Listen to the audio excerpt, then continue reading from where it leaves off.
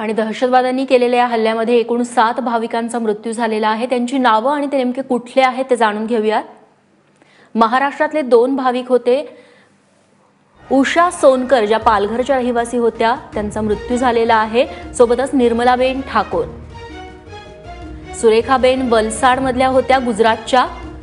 लक्ष्मीबेन पटेल यांचा देखील या दहशतवादी हल्ल्यात मृत्यू झालाय, तर हसूबेन पटेल या देखील मरण पावल्या। प्रजापती चंपाबेन नवसारी गुजरातमधल्या रहिवासी आहेत त्या।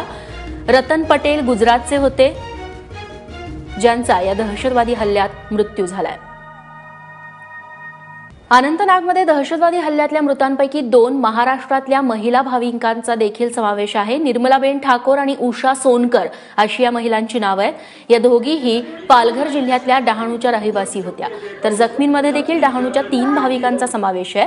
प्रकाश वजानी, भाग्यमणी ठाकूर आणि पुष्पा गोसावी अशी या जखमींची नावं आहेत। सध्या त्यांच्यावरती उपचार सुरू आहेत।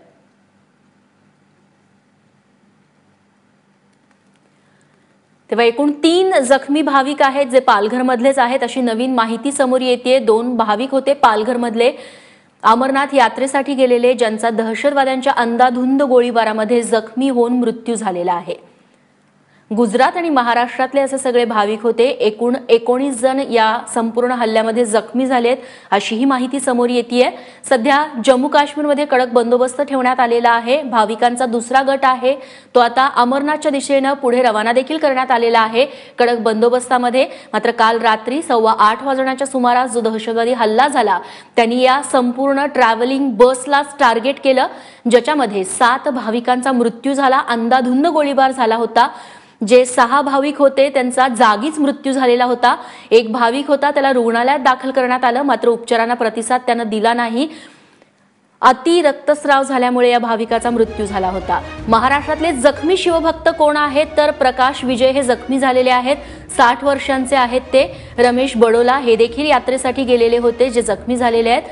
तीता मंजीलाल भाई 55 वर्षांचे ते देखील या दहशतवादी हल्ल्यात जखमी झालेत। उजलिता डोंगरे 50 वर्षांच्या आहेत त्या। विष्णुनाथ डोंगरे 55 वर्षांचे। बघी मुनी 50 वर्ष त्यांचं वय आहे ते देखील जखमी झालेत। द्रक्षा प्रणोदे 59 वर्षांच्या। छाया वासने कुमार 60 वर्षांच्या। हे सगळे भाविक आहेत महाराष्ट्रातले, ते दहशतवादी हल्ल्यात जखमी झालेत। संतोष पाटील आमचे पालघरचे प्रतिनिधी आता आपल्यासोबत आहेत। संतोष, तुमच्याकडे काय अपडेट्स आहेत? रेश्मा, हा जो दहशतवादी हल्ला झालेला आहे याच्यामध्ये 2घांचा मृत्यू झालाय, ते डहाणू मधले आहेत, दोन्ही महिला। तर 5 लोक आहेत ते जखमी झालेत, ते सुद्धा डहाणू तालुक्यातलेच आहेत। त्याच्यातले प्रॉपर डहाणू मधले 3 जण जखमी आहेत। तर डहाणू मधील कासा गाव आहे तिथूनचे एक दाम्पत्य जखमी आहे, म्हणजे पती पत्नी। त्याच्यामध्ये जे यशवंत डोंगरे यांच्या कमरेला गोळी लागले, तर ज्या त्यांच्या पत्नी आहेत योगिता डोंगरे त्यांच्या हाताला गोळी लागलेली आहे। अशा प्रकारचे आताची 5 जखमींची संख्या आहे ती आपल्याकडे आतापर्यंत आलेली आहे आणि त्यांच्या नातेवाईकांनी आपल्याला कळवलंय की हे आमचे कुटुंबीय जखमी आहेत तिथे।